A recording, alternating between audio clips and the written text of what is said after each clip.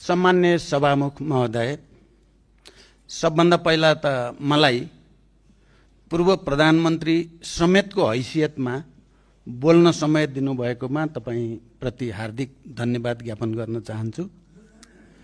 Gen Z आन्दोलन पछिको नयाँ र केही असाधारण परिस्थितिमा सम्पन्न निर्वाचनबाट पूर्व प्रधानमन्त्रीहरूमध्ये म एक्लै निर्वाचित भएर आज यो प्रतिनिधि सभाको बैठकको रुस्तममा उभिँदा केही असहज, केही गर्व सहित चुनौतीपूर्ण जिम्मेवारीको महसुस मैले गरेको छु।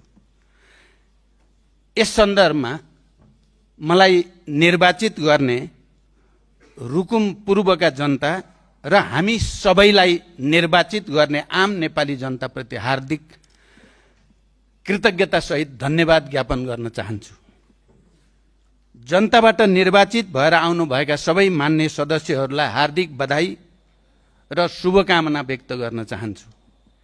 हिजो सत्तामा रहँदा र हिजो प्रतिपक्षमा रहँदा समेत दुवै भूमिकामा सहकार्य गरेको राष्ट्रिय स्वतन्त्र पार्टीले यो निर्वाचनमा झण्डै 2/3 सफलता प्राप्त गरेको छ। त्यसका लागि म सभापति माननीय रवि लामिछाने र सम्माननीय प्रधानमन्त्री बालेन्द्र शाहलाई विशेष बधाई भन्न चाहन्छु। प्रतिनिधि सभाको यो नयाँ भवनमा उभिएर मैले सम्बोधन गर्दै गर्दा मेरो स्मृतिमा इतिहासका ती क्रान्तिकालीन दिनहरू ताजा भएर स्मरणमा आएका छन्। बाहिरबाट हेर्दा यो भवन सिमेन्ट, इँट, फलामले बनेको छ, तर यसको अन्तर्यमा हजारौं शहीदहरूको बलिदान अन्तर्निहित छ।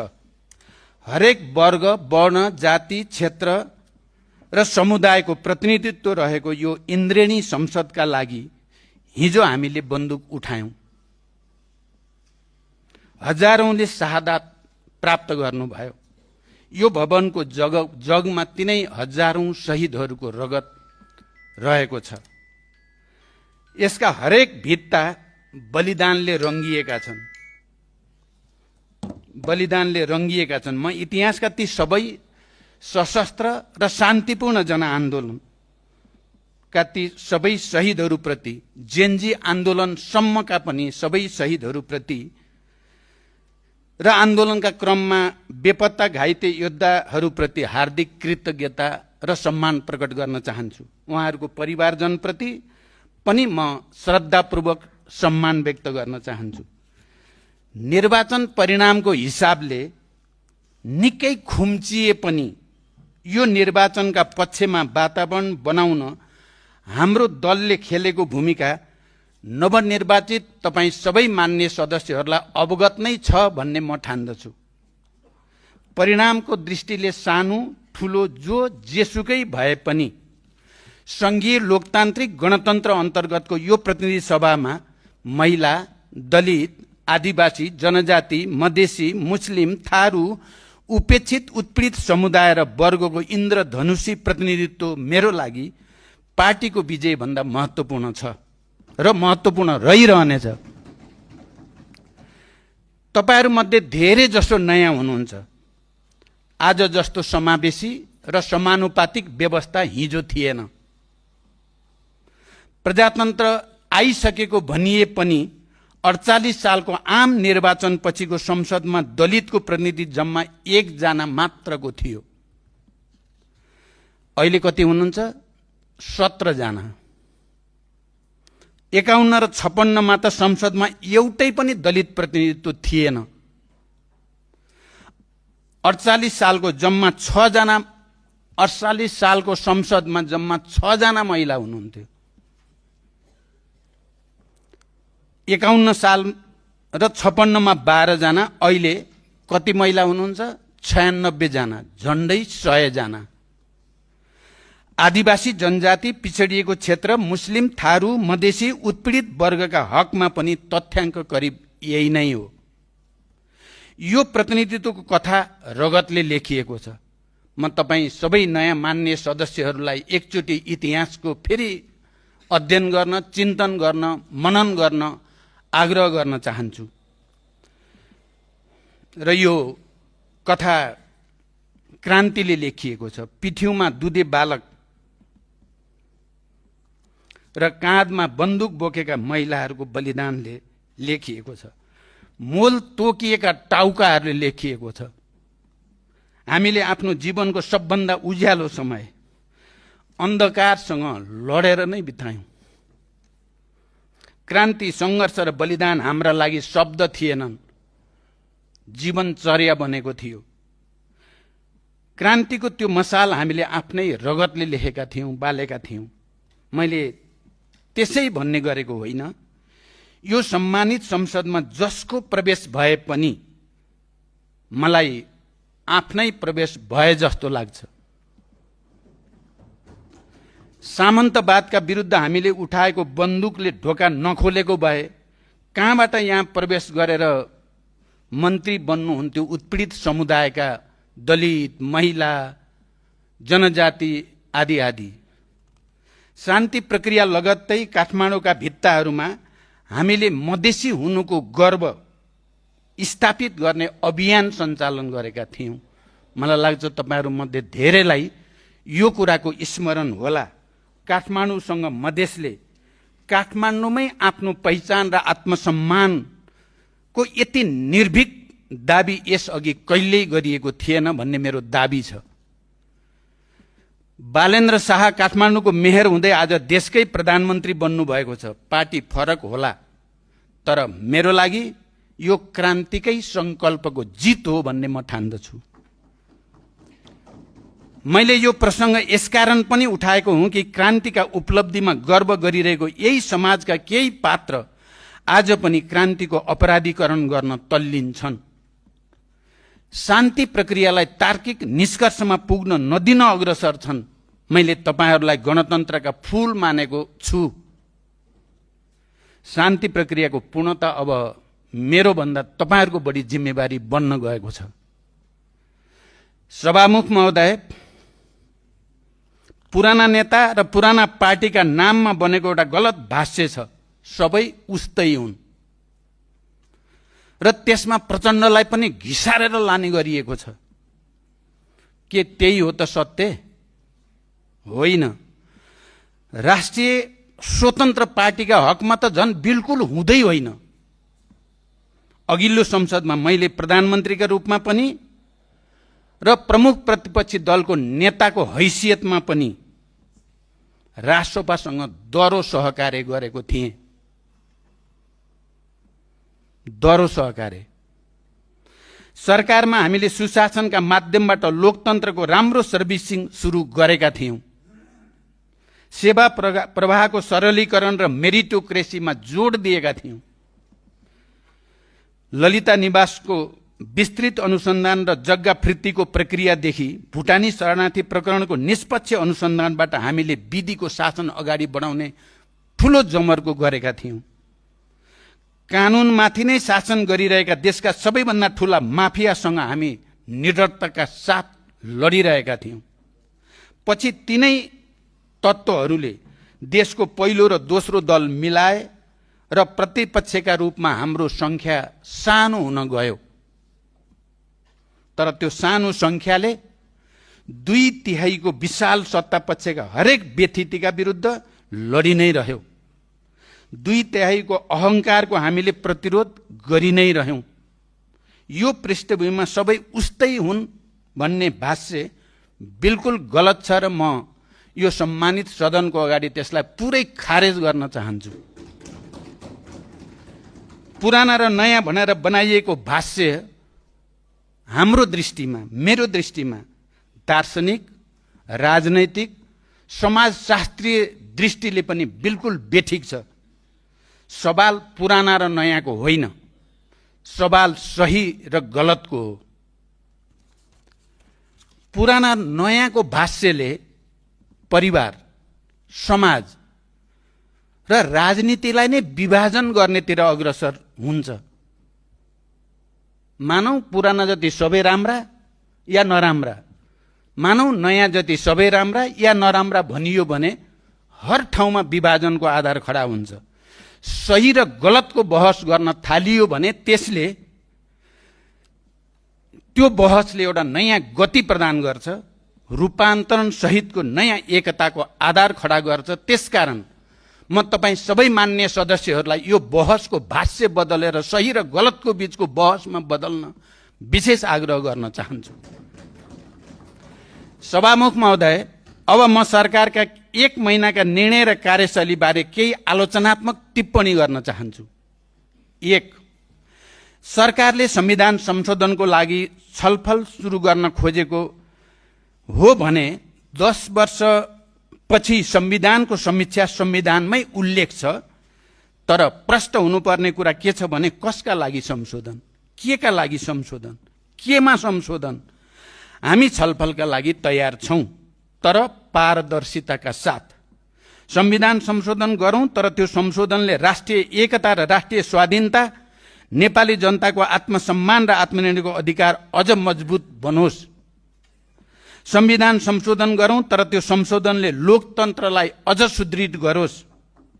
संविधान संशोधन गरौं जसले सीमान्त वर्ग र क्षेत्रको प्रतिनिधित्व अझ विस्तारित होस्। संविधान संशोधन एकदमै संवेदनशील र गम्भीर विषय हो। यसमा हल्का ढंगले लिने गल्ती हामी कसैले पनि गर्नु हुँदैन। यसले ठूलो विवेक, संयम र छलफलको माग गर्दछ। कृपया यसलाई त्यही रूपमा आत्मसात गर्न म सरकारसँग र सबै मान्य सदस्यहरूसँग पनि हार्दिक आग्रह गर्दछु। 2, नीति तथा कार्यक्रममा जसरी दलित, महिला, जनजाति, मधेसी, थारू, उपेक्षित उत्पीडित वर्ग, समुदाय र क्षेत्रलाई उपेक्षा गरिएको छ, सरकारका पछिल्ला गतिविधि हेर्दा त्यो अस्वाभाविक जस्तो देखिन छोडेको छ।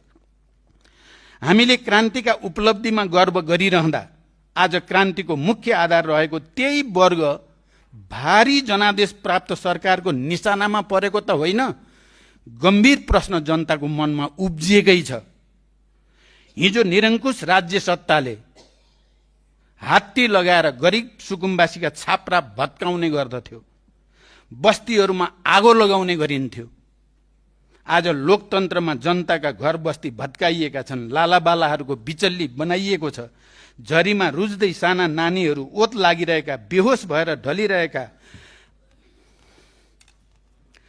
आमालाई हेरेर चिच्याउँदै गरेका बच्चाहरूको आर्तनाद र आत्महत्याका भिडियोहरू सामाजिक सञ्जालमा छ्यापछ्याप्ती भएका दृश्यले हिजो पञ्चायती निरङ्कुशताले जनतामाथि यही प्रकृतिको दमन गरेको झझल्को दिइरहेको छ। म सरकारसँग आग्रह गर्न चाहन्छु, गरिबहरू समृद्धिका बाधक होइनन्, सुकुम्बासीहरू विकासका अवरोधक होइनन्। बिना कुनै योजना, बिना कुनै पूर्व जानकारी र तयारी जबरजस्ती बस्ती खाली गरेर देशको मुहार फेरिन्न। जसको केही हुन्न उसको सहारा राज्य बन्नुपर्छ भनेर नै नेपाली जनताले लामो लडाईँ लडेर संविधानमा आवासको अधिकार र गरिबको अधिकार लेख्न सफल भएको हो। जबरजस्ती उठीवास होइन, व्यवस्थित र वैज्ञानिक बाटोबाट भूमिमाथिको स्वामित्व, जीविकोपार्जन तथा बसोबासको ग्यारेन्टी गरेर मात्रै सुकुम्बासी समस्याको हल सम्भव छ। मेरो आग्रह छ, गणतन्त्र ल्याउन सबभन्दा बढी योगदान गर्ने गरिब, मजदुर, किसान, निमुखा वर्गलाई न्याय दिने अब तपाईहरूको मुख्य जिम्मेवारी बन्नुपर्दछ। तिनीहरूलाई सताउने काम बिल्कुल बन्द गर्नुपर्दछ। जनतालाई उठीवास लगाएर बिचल्ली पारेर लोकतन्त्रको सर्भिसिङ हुनै सक्दैन। यसमा सरकारले गम्भीरतापूर्वक पुनर्विचार गरोस्। म सुझावको रूपमा गम्भीर रूपले यो विषय राख्दैछु।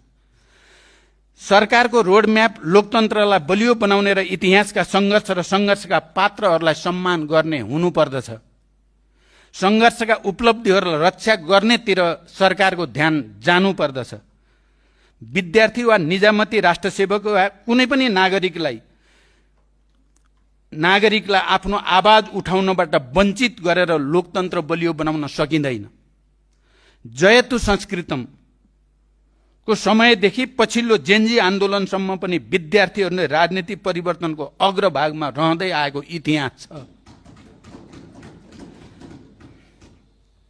आज अस्तित्व नै नरहने किसिमले अब तिमीहरूको आवश्यकता छैन भन्यौ भने त्यो केवल विद्यार्थीहरूमाथि मात्रै अन्याय हुने छैन, बरु राजनीतिक इतिहासप्रतिको अपमान र अवमूल्यन हुन जानेछ। विश्वविद्यालयमा मेरिटोक्रेसी र शिक्षा क्षेत्रमा समग्र रूपान्तरण गरौँ। मेरो पछिल्लो कार्यकालमा हामीले यसको सुरुवात गरेको पनि हो, तर विद्यार्थी सङ्गठनहरू यसको बाधक हुन् भन्ने चिन्तन गरियो भने त्यो चिन्तन बिल्कुल गलत चिन्तन हो। शैक्षिक क्षेत्रको व्यथिति रोक्न, लोकतन्त्रलाई अझ अग्रगामी दिशामा विकास गर्न विद्यार्थीहरू अवरोध होइन, हाम्रा गतिलाई सहयात्री बन्न सक्छन्। सुधार गर्नुपर्ने कुरा सुधार गरौँ, तर आवाज नै थुन्ने गरी कदम चाल्नु बिल्कुल स्वीकार्य हुन सक्दैन। नेपालको संविधान तथा संयुक्त राष्ट्रसङ्घको सदस्यका हैसियतले नेपालले गरेका विभिन्न अन्तर्राष्ट्रिय सम्झौताहरूले समेत सङ्गठित हुन पाउने अधिकारको रक्षा गरेको छ। श्रमिकहरूले आफ्नो हितको पैरवी गर्न पाउने व्यवस्थाका पक्षमा विश्वका कुनै पनि सरकारले छेकेबार लगाउने गरेका छैनन्। आधुनिक लोकतन्त्रको मुख्य आत्मा नै ट्रेड युनियनहरू हुन्। लोकतान्त्रिक मूल्यहरूको रक्षा र संविधानले परिकल्पना गरेको समाजवाद उन्मुख नेपाल निर्माणका लागि उनीहरूको भूमिका महत्त्वपूर्ण र अपरिहार्य छ। संसारभरिका क्रान्ति र परिवर्तनका इतिहासहरू श्रमिक आन्दोलनका गाथाले भरिएका छन्। म तपाईँ सबै युवा सांसदहरूलाई यसबारे गम्भीरतापूर्वक अध्ययन गर्न, चिन्तन गर्न र मनन गर्न अनुरोध गर्न चाहन्छु। तर लामो सङ्घर्षबाट प्राप्त अधिकार खोज्ने दिशामा अघि बढियो भने त्यो दुर्भाग्यपूर्ण हुन सक्छ। म अहिले योभन्दा बढी शब्द प्रयोग गर्न चाहन्न। लोकतन्त्रका संस्थाहरूलाई हामीले नष्ट गर्नेतिर होइन, निर्माण गर्नेतिर जोड गर्नुपर्छ, सुधार्ने र अझ सशक्त बनाउनेतिर जोड गर्नुपर्छ। यही नै लोकतन्त्रको सौन्दर्य पनि हो। विगतमा अभिव्यक्ति स्वतन्त्रताको पक्षमा उठेको आन्दोलनपछि बनेको सरकारले संविधान प्रदत्त पूर्ण प्रेस तथा अभिव्यक्ति स्वतन्त्रतामा संकुचन गर्ने काम गर्न खोज्नु पनि विडम्बनापूर्ण हुनेछ। हिजो हामीले बोलेकै भरमा थुनिनुपर्ने परिस्थितिको विरोध गर्यौं, तर आज हामी मिडिया संस्थाहरूलाई नियमन गर्ने, कमजोर गर्ने अभ्यास गर्दै त छैनौं। गम्भीर प्रश्न मानिसहरूको मनमा उठ्न थालिसकेको छ। प्रश्नहरूबाट हामी भागेर होइन, प्रश्नहरूको सही जवाफ दिएर मात्रै हामीले लोकतन्त्रलाई सुदृढ गर्न सक्छौं। यसमा पनि हामी सबैको ध्यान गहिरो गरी जान जरुरी छ। मेरो आग्रह छ, संख्याको दम्बमा विधि मिच्ने काम नहोस्। तपाईहरुलाई जनताले यति बेला विश्वास गरेका छन्, त्यो विश्वास विधि बलियो बनाउने तर्फ लागोस्। आफैले बोलाएको संसद स्थगित गरेर जनप्रतिनिधिहरूलाई छलेर एकपछि अर्को अध्यादेश मार्फत शासन चलाउन खोज्नु लोकतन्त्रको भावना विपरीत छ भन्ने कुरा हामी सबैले महसुस गर्नै पर्दछ। जसरी प्रतिशोधको गन्ध आउने गरी धरपकड सुरु गर्नुभयो, सरकारको आलोचना गर्नेहरूलाई थुन्ने काम गर्नुभयो, यो लोकतान्त्रिक पद्धति र प्रणालीका लागि स्वीकार्य पनि हुन सक्दैन। यसमा पनि गम्भीर ध्यान जाओस् भन्न चाहन्छु। हिजो पुराना भनिएका दलहरू सबै उस्तै हुन्, सबै खतमै छन् भन्ने भाष्य निर्माण गरियो। मैले यसबारे अघि नै भनिसकेँ, तर आज तपाईहरु पनि त्यही स्वेच्छाचारिता, प्रतिशोध, लोकतान्त्रिक मूल्यमा आघात गर्दै संसद छल्ने काम गर्नुभयो भने र सम्पत्ति विवरणबारे जनस्तरबाट प्रश्न उठेपछि त्यसको पारदर्शी जवाब दिनुको सट्टा त्यसबाट पन्छिन खोज्नुभयो भने तपाईहरुले हिजो भन्ने गरेका कुराहरूको औचित्य तपाईहरुले कसरी पुष्टि गर्न सक्नुहुन्छ, मलाई चिन्ता लागेको छ। सीमा क्षेत्रमा आफ्नो दैनिक जोहो गर्न भारतीय भूमिबाट घरायसी प्रयोजनका लागि सामान ल्याउँदा समेत त्यो कार्य सरकारका लागि राजस्व छली हुन पुग्यो। तर सीमाबाट हुँदै आएको ठूलो मात्राको तस्करी रोक्ने सरकारको रोडम्याप चाहिँ के हो, प्रष्ट हुन सकेन। म सरकारसँग सभामुख महोदय मार्फत विशेष आग्रह गर्न चाहन्छु, तस्करी रोक्ने अरबको जो तस्करी सीमा वारपार हुने गरेको छ त्यसलाई रोकौं। 100 रुपैयाँको सामान सिमानामा बस्ने गरिब मधेसीहरूले ल्याए भनेर त्यसलाई रोक्न खोज्नु र एउटा चित्र मैले देखेँ, 1 दर्जन केरा ल्याउँदा सुरक्षा प्रहरीले कर तिर्न पर्छ भनेपछि त्यो केरालाई लात्ताले हानेर फालेको दृश्य कम दर्दनाक छैन भन्ने कुरा पनि म भन्न चाहन्छु।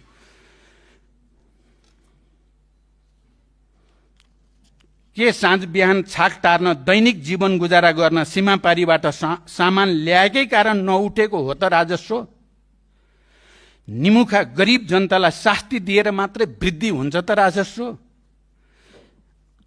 निमुखा गरिब जनतालाई हामीले सरकारले सार्वजनिक गरेको रोड म्यापको स्वागत गरेका थियौं। म यो कुरा पनि यति बेला भन्न चाहन्छु। सुशासन, सामाजिक न्याय र आर्थिक समृद्धि बारे सरकारले विगतका असल अभ्यासहरूको निरन्तरता, नयाँ प्रयासहरू गर्न खोजेकामा हामीले बधाई पनि दिएका छौं। तर सरकार गठन भएको 1 महिनामै सरकारको सबभन्दा ठूलो प्रहार गरिब निमुखा जनतामाथि हुन पुगेको छ। तपाईहरुको नियतमाथि म अहिले शंका गर्दिन, तर परिणाम जे देखिएको छ, निमुखाहरू पहिलो प्रहारको निशाना बन्न गएका छन्। यसबारे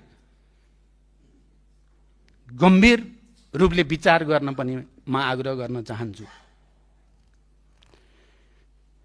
आज प्रधान न्यायाधीश सिफारिस गर्दा विधि, प्रक्रिया, वरिष्ठता र योग्यतालाई भन्दा आफ्नो स्वार्थलाई महत्त्व दिइयो भन्ने संवेदनशील प्रश्न जनताको माझमा उठेको छ। पर्याप्त समझदारी र गृह कार्य नगरी गरिएको यो विषयमा सरकारले आफ्नो धारणा सुस्पष्ट रूपमा जनताको बीचमा राख्न सक्नु पर्दछ। म यसलाई पनि एउटा गम्भीर सुझावको रूपमा तपाईहरुको अगाडि राख्न चाहन्छु। सभामुख महोदय, सम्माननीय राष्ट्रपतिज्यूबाट सरकारको वार्षिक नीति तथा कार्यक्रम यस सम्मानित संसदमा प्रस्तुत भइ नै सकेको छ। तर जुन हतारोमा नीति तथा कार्यक्रम प्रस्तुत भएको छ र जुन परिपाटी अवलम्बन गरिएको छ, त्यसबाट नीति कार्यक्रम माथिको छलफल सधैँ एउटा कर्मकाण्ड जस्तो मात्रै हुने गरेको छ। मान्य सदस्यहरूलाई स्मरण नै होला, मैले आफ्नो पछिल्लो कार्यकालमा नीति तथा कार्यक्रममाथि समावेशी र पर्याप्त छलफल गर्ने विधि र परिपाटी सुरु गर्न थालेको थिएँ। नीति कार्यक्रम र बजेट कार्यतालिकामा नै परिवर्तन गरी नीति कार्यक्रममाथि सबै पक्षसँग व्यापक छलफल गर्ने, मान्य सांसदहरूका सुझाव समेतका आधारमा नीति कार्यक्रममा परिमार्जन गरेर मात्रै बजेटले त्यसलाई समर्थन गर्ने गरी अभ्यास सुरु गरिएको थियो। त्यसो हुन सकेको भए नीति तथा कार्यक्रम कर्मकाण्डी बन्ने थिएन। वास्तविक अर्थमा लोकतान्त्रिक विधिद्वारा हामी सबैको सामूहिक बुद्धि र विवेकको केन्द्रीकृत अभिव्यक्तिका रूपमा त्यो प्रकट हुन सक्दथ्यो। विडम्बना वर्तमान सरकारले त सीमित छलफललाई समेत झन खुम्च्यायो। हाम्रो अहिलेको आवश्यकता धेरै नीतिहरूमा क्रम भङ्ग गर्ने आवश्यकता हो। तदर्थवादी परिपाटीले हामीले जति नारा दिए पनि नयाँ परिपाटीको विकास गर्न सक्दैनौं। यसमा पनि गम्भीर बन्न म सरकारको ध्यानाकर्षण गर्न चाहन्छु। सरकार गठन भएपछि सरकारले आफ्नो रोडम्याप सार्वजनिक गरेको थियो। विगतका कतिपय असल अभ्यास समेत समेटेको उक्त रोडम्यापका केही विषयलाई मैले अघि नै भने हामीले स्वागत पनि गरेका थियौं। तर विडम्बना सरकारको नीति तथा कार्यक्रमले भने सत्तारूढ दलको आफ्नै घोषणापत्र, सरकारले तयार पारेको आफ्नै रोडम्याप र राष्ट्रिय संकल्प पत्र वा प्रतिबद्धता पत्रको स्पिरिट समात्न सकेको देखिएन। यसले हाम्रा सामु विद्यमान समस्याहरूको सही पहिचान, विश्लेषण र सोको सम्बोधन गर्न जुन गम्भीरता र स्पष्टता बोक्नु पर्थ्यो त्यो पनि देखिएन। हरेक वर्ष सुनिने उही कुराहरू फेरि दोहोर्याएर हाम्रो सामु रहेका आर्थिक तथा सामाजिक समस्याहरू हल हुन सक्दैन। मैले नीति कार्यक्रम सुन्दै जाँदा कतिपय त अघिल्लो पटकका कपी पेस्ट गरे हो कि जस्तो पनि भान हुन्थ्यो। यो तरिकाले तपाईहरुमा जुन जोश, उत्साह र तपाईहरुलाई जो जनसमर्थन छ त्यसको असली परिणाम निकाल्ने ढंगले जान सम्भव हुन्छ जस्तो मलाई लागेको छैन। संरचनागत पक्षहरूलाई सम्बोधन नगरी तीव्रतर आर्थिक विकासका लागि नयाँ प्राथमिकता र सम्भावनाहरूको पहिचान नगरी यथास्थितिका नीति तथा कार्यक्रमले न त आर्थिक वृद्धि सम्भव छ न त लगानी मैत्री वातावरण नै बनाउन सकिन्छ। नयाँ चरणको आर्थिक सुधारको विषय नीति तथा कार्यक्रममा उल्लेख गरिएको छ, तर त्यसलाई समर्थन गर्ने रणनीतिक आधार र कार्यक्रमहरू भने नीति कार्यक्रममा देखिँदैन। 7% को आर्थिक वृद्धिको लक्ष्य हासिल गर्नका लागि उत्पादन र उत्पादकत्व, रोजगारी लगायतका क्षेत्रमा सरकारको नीति तथा स्पष्ट कार्यक्रम आउनु पर्थ्यो, तर विषयगत तथा क्षेत्रगत रूपमा भने नीति तथा कार्यक्रमहरू निरन्तर प्रस्तुत भइरहने विषय मात्रै समेटिएका छन्। राजनैतिक अधिकार प्राप्त गर्न, सुशासन कायम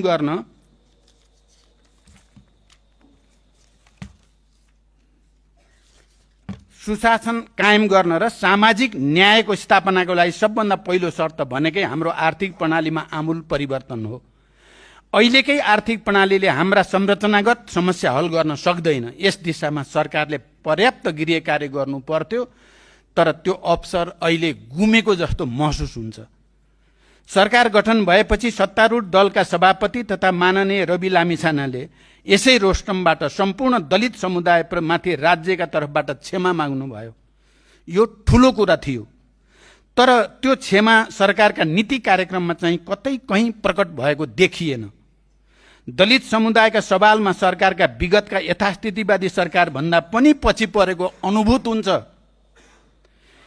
नीति तथा कार्यक्रमले दलित समुदायका लागि विशेषाधिकारको नीति लागू गर्न अधिकार सम्पन्न दलित विकास प्राधिकरणको आवश्यकतालाई सम्बोधन गर्न सकेको छैन, न त दलित समुदायका रैथाने सिपको प्रवर्धन मार्फत उद्यमशीलता तथा अन्य विशिष्ट समस्याहरू सम्बोधन गर्ने कार्यक्रम नै समेट्न सकेको छ।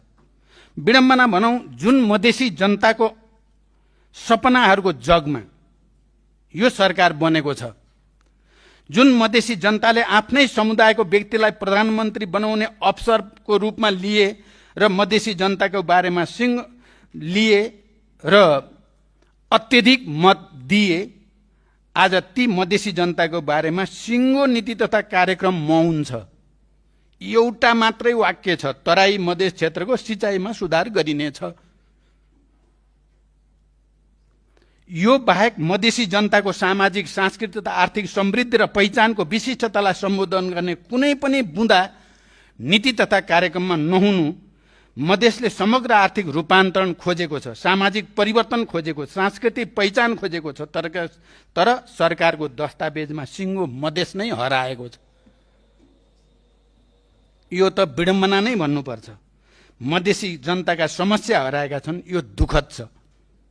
सरकारको 46 पृष्ठको नीति तथा कार्यक्रमले निजामती राष्ट्र सेवकहरूलाई नियमन र नियन्त्रण गर्ने विषय प्राथमिकतामा राख्यो, तर दलित, मिटर ब्याज पीडित, उपेक्षित उत्पीडित, गरिब, जनजाति, सीमान्तकृत वर्ग र समुदायका मुद्दाहरू देख्न सकेन। त्यस्तै मानव विकास सूचकाङ्कमा सबभन्दा पछाडि परेको कर्णाली तथा सुदूरपश्चिम प्रदेशबारे नीति तथा कार्यक्रममा मौनता देखिनु, गरिब र पछिडिएका जनताका पक्षमा सरकार नरहेको हो भन्ने सन्देश गइरहेको छ। म तपाईहरू सबैलाई यो विषयमा गम्भीर रूपले विचार गर्न अनुरोध गर्न चाहन्छु। सभामुख महोदय, डिजिटलाइजेसनको सन्दर्भमा नीति तथा कार्यक्रमले कैयौं पक्षहरू बलियोसँग सम्बोधन गरेकोमा सरकारलाई म धन्यवाद पनि भन्न चाहन्छु। मेरै कार्यकालमा सूचना तथा प्रविधिलाई रणनीतिक प्राथमिकतामा राखेर आईटी दशकको घोषणाका साथै सार्वजनिक सेवा प्रवाहलाई पूर्ण डिजिटलाइजेसन गर्नका लागि तयार भएको तर कार्यान्वयन नसकेको ई गभर्नेन्स ब्लुप्रिन्टको कार्यान्वयन, एकद्वार सेवा प्रणाली, हरेक सार्वजनिक सेवालाई डिजिटल प्रणाली मार्फत प्रवाह गर्ने विषयहरू स्वागतयोग्य छन्। तर आर्थिक रूपान्तरण तथा सामाजिक न्यायका महत्त्वपूर्ण विषयहरू स्पष्ट नहुँदा यी विषयहरूले सरकारले दाबी गरेकै स्पिरिट समात्न नसक्दा एकाङ्की रूपमा विकास हुने डिजिटल प्रणालीले डिजिटल डिभाइड मात्र बढाउँछ। डिजिटलाइजेसन र उत्पादन तथा उत्पादकत्व वृद्धि, डिजिटलाइजेसन र सामाजिक न्याय समानान्तर रूपमा विकास गर्न सके मात्र यसले सही परिणाम दिन सक्दछ। मैले सरकारको आलोचना गर्ने आशयमा यी विषयहरू उल्लेख गरेको होइन, म यो पनि विशेष रूपले भन्न चाहन्छु। तर जनताको सरकारप्रति जुन अपेक्षा छ, धेरै ठुलो अपेक्षा छ तपाईहरूप्रति, त्यो अनुरूप नीति तथा कार्यक्रम आउनुको साटो मन्त्रालयका नियमित कार्यक्रमहरूको सार संग्रहका रूपमा यो प्रस्तुत भएकोमा मेरो चिन्ता हो। म यो विषयलाई गम्भीरतापूर्वक अध्ययन गर्न, विगतका नीति कार्यक्रमहरूको आलोकमा यसको तुलनात्मक अध्ययन गर्न र वर्तमान विशिष्टतामा जनताका आकांक्षा सम्बोधन गर्ने गरी यसलाई परिमार्जन गर्न सबै मान्य सदस्यहरूलाई विशेष आग्रह गर्दछु। सभामुख महोदय, राजनैतिक यात्राको अत्यन्त उतार चढावपूर्ण हाम्रो अनुभवले, मेरो आफ्नै अनुभवले पनि भन्छ कि हार सहन जति कठिन छ, जित पचाउन त्योभन्दा कठिन हुन्छ। तपाईहरू जस्तै 64 सालमा धेरै मत ल्याएर भाँडोमा न भुइँमा भएको पार्टीको नेता मै हो। तपाईहरू त्यस्तै हुनुहुन्छ कि भन्ने चिन्ता, त्यस्तो नभइदिए हुन्थ्यो भन्ने छ मलाई। हार सहन जति गाह्रो हुन्छ, जित पचाउन त्योभन्दा गाह्रो हुन्छ। यो संसदमा राष्ट्रसभासँग करिब 2/3 विशाल बहुमत छ। यो विशाल बहुमतलाई जनताको विशाल जिम्मेवारीका रूपमा ह्यान्डल गर्नुपर्दछ। यसलाई अहङ्कारको मलखात बन्न दिनु हुँदैन। नेकपाका रूपमा हामी यही संसदमा करिब तपाईहरुकै साइजमा, 2/3 साइजमा थियौं केही समय पहिले। जनताको त्यो विश्वास हामीले आफ्नै कमजोरीको कारण बचाउन सकेनौं। इतिहास र अनुभवले साबित के गरेको छ त, संख्या भन्ने कहिल्यै स्थायी हुँदैन। ढुक्क हुनुहोस्, थाहै हुँदैन यो संख्या। र जनताको समर्थन पनि निशर्त हुँदैन, सशर्त हुन्छ। उनले सोचे जस्तो भएन भने भोलिपल्टै त्यो हामीबाट सिक्नुहोस्, इतिहासबाट सिक्नुहोस्। यो सम्मानित संसद लोकतन्त्रको आधार स्तम्भ मात्र होइन, नागरिक सम्प्रभुताको सबभन्दा ठूलो प्रयोग स्थल पनि हो। यहाँ निषेध, अपमान र प्रतिशोध होइन, सहमति, सहकार्य र आपसी विश्वासले प्राथमिकता पाउनु पर्दछ। हाम्रो भूराजनीतिक अवस्थितिले ठूलो विवेक र संयमको माग गर्दछ। संसदको मर्यादा, गरिमा र भूमिकालाई सुदृढ गरेर मात्रै हामीले अगाडि जान सक्दछौं। हिजोको जे गतिविधि देखियो, अघि नै प्रमुख प्रतिपक्षी दलको नेताले जे कुरा राख्नुभयो, म त्यसलाई समर्थन गर्दै प्रधानमन्त्रीजीले केही निश्चित मर्यादा पालन नगर्ने हो भने संसदको गरिमा रहन सक्दैन। यसमा हामी सबैको ध्यान जाओस्। हामी सबैको भविष्य जोडिएको छ प्रधानमन्त्रीका कार्यशैलीमा। राष्ट्रिय स्वाधीनताको रक्षा र सुदृढीकरणको प्रश्न हामी नेपालीको लागि आज सर्वाधिक संवेदनशील र महत्त्वपूर्ण प्रश्नको रूपमा उभिएको छ। म अहिले धेरै कुरा भन्न चाहन्न। हाम्रो भूराजनीतिक अवस्थितिका कारण विभिन्न शक्ति केन्द्रहरूका दबाव र हस्तक्षेप दिन प्रतिदिन बढ्दै गएका छन्। साथै हाम्रो प्राकृतिक स्रोत साधन, जसमा युरेनियम जस्तो बहुमूल्य खनिज पदार्थ पनि पर्दछ, तिनमा आफ्नो नियन्त्रणका लागि समेत शक्ति केन्द्रहरू आफ्नै ढंगले लागिरहेका समाचारहरू पनि आइ नै रहेका छन्। यस्तो संवेदनशील परिस्थितिमा सम्पूर्ण देशभक्त नेपालीहरू आफ्नो राष्ट्रिय हित, राष्ट्रिय आत्मसम्मान र संसाधनको रक्षा गर्न एकजुट हुनुपर्ने ऐतिहासिक आवश्यकता बन्न गएको छ। विपक्षी दलका रूपमा हामी तपाईहरूको कमजोरीको प्रतीक्षामा छैनौं। मैले अलिकति आलोचनात्मक टिप्पणी गरे पनि तपाईहरूले बुझ्नु भयो नै होला। मेरो नकारात्मक भावबाट भन्दा सुझावको रूपमा फेरि हामीले विगतमा गरे जस्तो तपाईहरूले पनि नगर्नुहोस् भन्ने हिसाबले, हिजोको 2/3 जे भोग्नु पर्यो, फेरि यो 2/3 पनि त्यही भोग्नु नपरोस् भन्ने हिसाबले मैले जोड दिएर यो कुरा राखिराखेको छु। त्यसकारण विपक्षी दलका रूपमा हामी तपाईहरूको कमजोरी भइदिएको होस् भनेर त्यसको प्रतीक्षा गरिरहेका छैनौं। जनताले सुम्पेको जिम्मेवारी पूरा गर्नुहोस्, हाम्रो साथ समर्थन रहनेछ। राष्ट्र निर्माण सामूहिकताबाट मात्र सम्भव छ। सरकार र संसदका सबै सदस्यहरूलाई सफल कार्यकालको हार्दिक शुभकामना सहित म बिदा हुन्छु। धन्यवाद। अभिवादन।